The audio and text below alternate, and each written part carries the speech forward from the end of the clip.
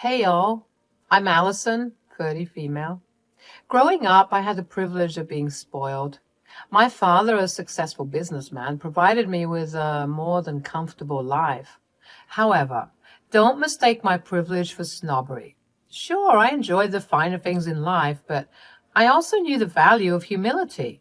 I wasn't just a spoiled brat. I was so much more than that.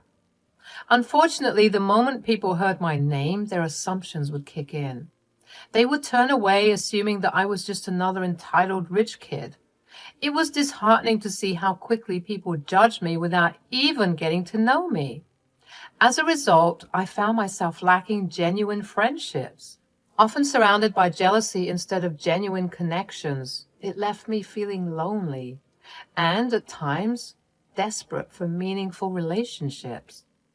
That's when Victor entered my life. We met, sparks flew, and before I knew it, we were married after only 3 months of dating.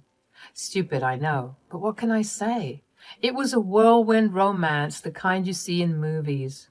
For the first time, I experienced what it truly meant to be in love, and I held on to it with all my might. Victor was my anchor, my partner in crime, and my rock in this unpredictable world. But, as they say, life is never smooth sailing. Along with my newfound happiness came the complexities of navigating family dynamics. You see, Victor's parents, Asher and Jenny, were not exactly thrilled with our relationship. They had reservations about me, their assumptions fueled by the stereotypes associated with my background. I understood their concerns, their desire to protect their son from potential heartache or manipulation or the negatives that come with living a super lavish lifestyle. But it pained me to see their judgment without truly getting to know who I was as a person. I yearned for their acceptance and tried my best to prove that I was more than just a spoiled girl. Something changed the trajectory of my life forever, and it all started on this particular day, months after Victor and I tied the knot. Jenny, Victor's mother, called me out of the blue. It was a sunny afternoon, and I was caught off guard by her unusually chipper tone. You know, the kind of tone that makes your heart skip a beat because you know something unexpected is coming your way. Jenny began by exchanging pleasantries, and then she dropped the bombshell. She wanted to go on a trip, a luxurious getaway, and her and Asha had been saving their hard-earned money to make it happen. I could sense the anticipation in their voice, the excitement of something extraordinary on the horizon. In an attempt to please Jenny and finally get in her good graces, I blurted out without much thought, "Oh, don't worry about money. I'll take care of everything." Seriously? You do that? Of course, you're my family and I want you to fully enjoy your trip without worrying about expenses. I couldn't possibly let you do that, sweetie. It's too much. Nonsense. It's all on me. I love you and I want all of us to have a good time. Now, tell me about the details of the trip. Jenny's joy was palpable. She was really happy knowing that I was willing to shoulder the financial burden. I thought that this gesture would let her know that I cared and that I wanted to help in any way I could, and she seemed to be really appreciative. Since you're footing the bill, we needn't worry about anything else. Asher and I will plan the itinerary, so don't worry about the nitty-gritty, all right? All right, Jenny, I'm so excited. We cut the call and proceeded to go on about our days respectively. The week leading up to the trip was filled with excitement and anticipation. Victor and I gushed about everything we'd get to do. It was almost like we were kids excited to go to Disneyland. Amidst all the excitement, I even splurged on first-class tickets, wanting us to arrive in style and experience the journey with utmost comfort. Finally, the day arrived and we found ourselves in the breathtaking beauty of Morocco. The vibrant colors, the bustling markets, and the rich culture immediately captivated us. For Victor, Asher, and Jenny, it was their first international trip, and their amazement was contagious. Even though I had been to Morocco before, I couldn't help but fall in love with the place all over again. Being the one with previous experience in Morocco, I took on the role of a tour guide eager to show them the best spots and immerse them in the local culture. We have to explore the Djemma El Fna Square in Marrakesh. It's so beautiful. And don't even get me started on the cuisine. At first, everything seemed great. Victor, Asher, and Jenny seemed appreciative of my efforts, and we were having a wonderful time. However, things took a turn when we arrived at the luxurious five-star hotel that Jenny had planned and booked. We arrived at the beautiful Stardust Hotel. As I started unpacking in the hotel room, Asher suddenly said I should stop. Confused, I asked him what was up. Ali, you won't be staying with us in this fancy hotel. We've got a different place for you. I was taken aback, trying to wrap my head around what he was saying. I thought he was joking, so I laughed it off and continued, but Victor, my husband, approached me and tightened his grip on my arm, silently telling me to hold on a minute. I looked to Jenny for an explanation. Jenny, with a smirk on her face, chimed in. Oh, Ali, this five-star hotel is just for us. We found a motel online where you'll be staying. My jaw practically hit the floor. I couldn't believe what I was hearing. I turned to Victor, searching for answers in his eyes, but he stayed silent. My frustration grew, and I desperately tried to understand their twisted reasoning. What are you saying? Why are you doing this? Jenny and Asher wasted no time in explaining themselves. They claimed that they never really liked me, thinking I was too full of myself. This was their way of teaching me a lesson in humility. You've been spoiled for too long. You need to be humbled. I mean, seriously? Who offers to cover all the expenses on a luxury trip? And let us go first class. You just never stop, do you? You're always showing off your money. I did no such thing. I was just trying to be kind. Oh, please, Ali. We all know that you're obsessed with your money. You too? What is wrong with all of you? You think you're better than all of us, don't you? With your fancy dad and his fancy money, what would happen if he lost everything, You'd be nothing. I couldn't hold back my anger any longer. Are you kidding me? I've always appreciated what I have, and I've never acted like I'm better than anyone. I just wanted to take my family on a trip. What's wrong with that? Asher and Jenny both wore smug expressions, as if they were proud of themselves. It was crystal clear that their dislike for me ran deep. They were willing to go to extreme lengths to put me down without considering how hurtful their actions were. I turned to Victor, and for a moment he looked remorseful. I shrugged away from him and said, All of you are idiots. I guess I'm an idiot too for trusting any of you. I was so fed up and angry that I grabbed all my stuff and stormed out of that hotel room like a thunderstorm. Let me tell you, I was fuming. How could they treat me like this? As I made my way down to the lobby, my phone buzzed and I saw a notification from Jenny. Can you believe she had the audacity to send me the details of that crummy hotel they booked for me? Ugh, I couldn't even deal with it. I just blocked all three of them right then and there. I didn't need that negativity in my life. So there I was, stuck in the hotel lobby, feeling completely defeated. I walked up to the front desk, hoping that they had some other room available. But guess what? They were fully booked. Talk about adding insult to injury. I was so upset and didn't know what to do. I found myself sitting in the lobby, tears streaming down my face. It was in that moment of despair that I decided to call my dad. I poured my heart out to my dad. I told him everything that had happened, from the messed up booking to being left stranded in the lobby. He listened to me without interrupting, his voice filled with understanding. Oh, sweetheart, I'm so sorry you had to go through all of that. I've always told you to be careful before rushing into a marriage. With our type of money, there are vampires always out to get us. I know, Dad. It's just I thought things were different with Victor. I thought he truly loved me. I just feel so stupid. Sometimes people disappoint us, Allie. It's a tough lesson to learn, but it doesn't define you. Yeah, I guess you're right. It just hurts so much, you know? I understand, sweetheart. But remember, you're a soldier. This setback won't keep you down for long. You're strong and you'll rise above it. I know it. Thanks, Dad. I really needed to hear that. Then my dad said, by the way, which hotel are you in? It's called the Stardust Hotel, but I already checked. They're fully booked. You know, you could easily clear out the place if you wanted to. I know, but why would I displace all these people? They deserve to enjoy their stay here, even if this place is harboring some idiots who kicked me out. The nerve. I literally paid for the hotel room and they had the audacity to kick me out. Hold on. Did you say Stardust?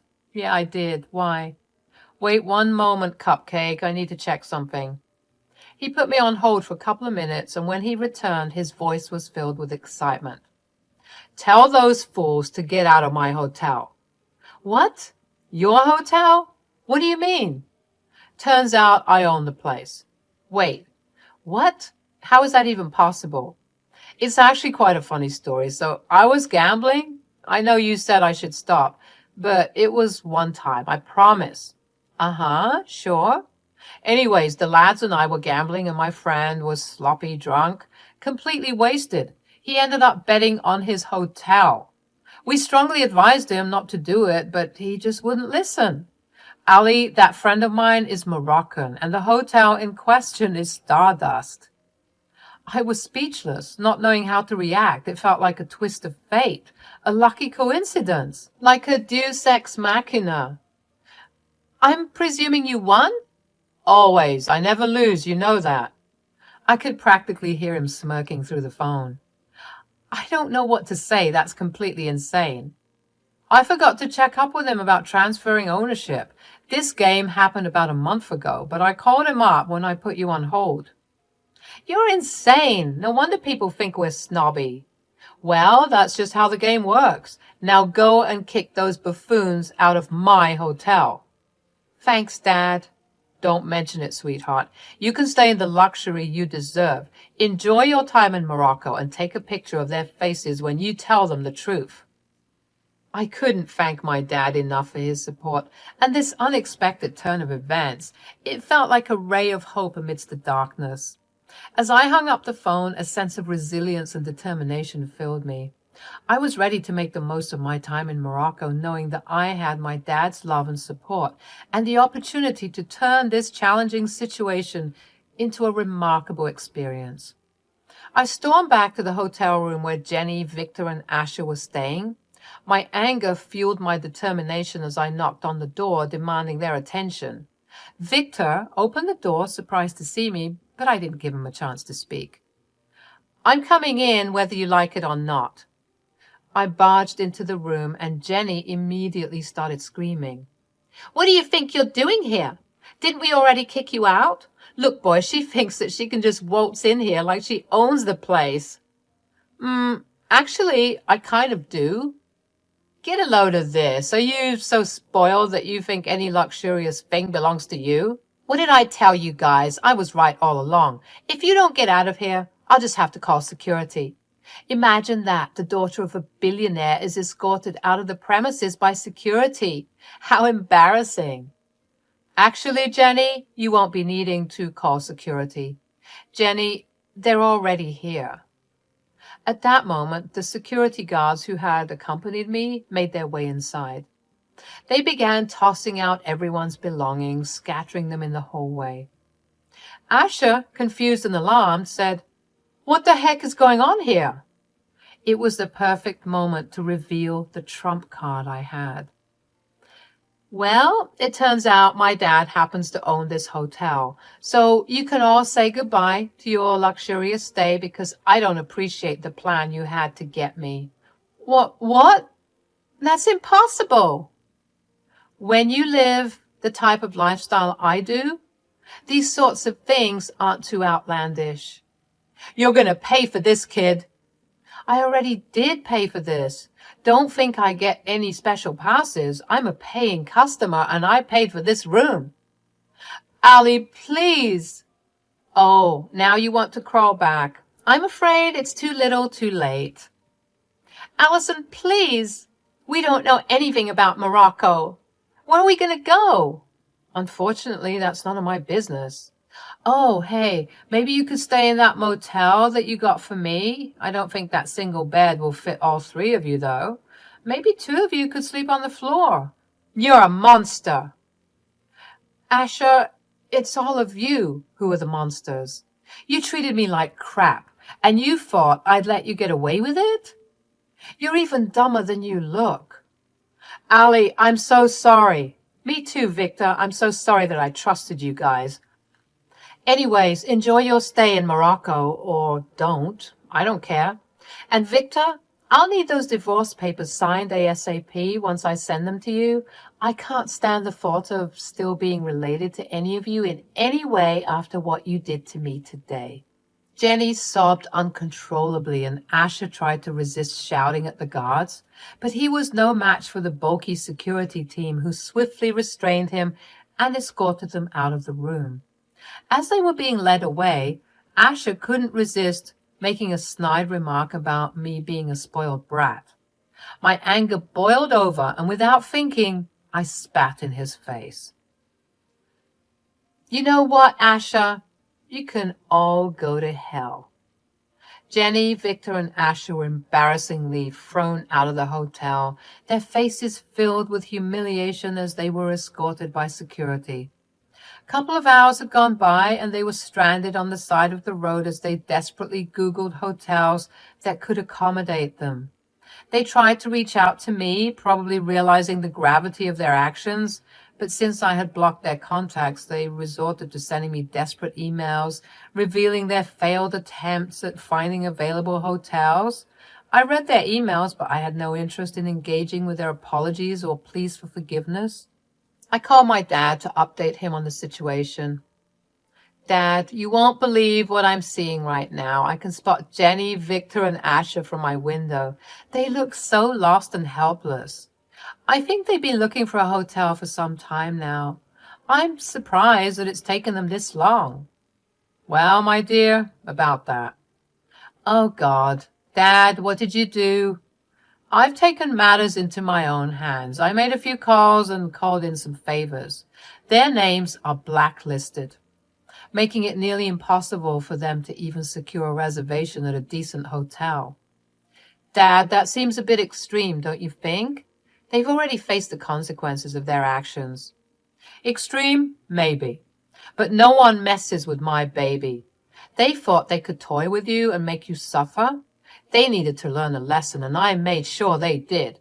They won't forget this any time soon. I appreciate your protectiveness, Dad, but I hope you didn't go too far. I don't want them to suffer endlessly. Don't worry, sweetheart. They'll get the message loud and clear. Sometimes people need a taste of their own medicine to understand the impact of their actions. Trust me, it's for the best. Well, I can't deny that it feels good to see them in such a predicament, but let's hope they learn from this and change their ways. I don't want this to define them forever. Let's hope they reflect on their behavior and make some positive changes. In the meantime, enjoy your well-deserved peace and solitude. Thanks, Dad. You're the best. Always, my love. Remember, you're strong, resilient, and deserving of happiness. Don't let anyone bring you down. As fate would have it, Jenny, Victor, and Asher found themselves back at the same dingy motel they had originally booked for me. Can you imagine the irony? All their scheming, and they ended up experiencing firsthand the discomfort they had intended for me. It must have been a bitter pill for them to swallow, and I couldn't help but feel a sense of satisfaction. I was alone in that big hotel suite that we were supposed to share. It was kind of weird, to be honest. On one hand, I felt this incredible sense of freedom, like I could do whatever I wanted. But on the other hand, it was also a bit lonely. Sitting there in this fancy room, I couldn't help but think about how everything had unfolded and how I ended up here all by myself. As the days passed in that fancy hotel suite, I couldn't help but still feel a bit lonely. But you know what? It was way better to be lonely than to be surrounded by fake people and their toxic energy. I had this moment of clarity where I realized that I deserved better. So a few days later, I mustered up the courage and emailed Victor the divorce papers. And guess what? He tried to reconcile, begged for another chance, and all that, but I wasn't falling for it anymore. I knew I deserved more than his empty promises and lies. I was determined to enjoy my time in Morocco without him. When I finally returned home after spending my hard-earned money in Morocco, I got rid of all Victor's stuff. I didn't care if he and his family decided to run back home from the mess they created. You know why? Because I realized there's so much more to life than seeking validation from people who don't even deserve a place in my world. I embraced my freedom and chose to focus on building a life that's authentic to myself. I surrounded myself with positive influences and pursued my passions. I learned to let go of toxic relationships and value myself. Each day, I felt stronger and more empowered. The scars from the past started to heal, and I discovered a newfound love for myself. I learned that true happiness comes from within, not from seeking validation from others. Morocco taught me valuable lessons, and I held onto them as I moved forward in life. With determination and a smile on my face, I took the next steps towards my happiness.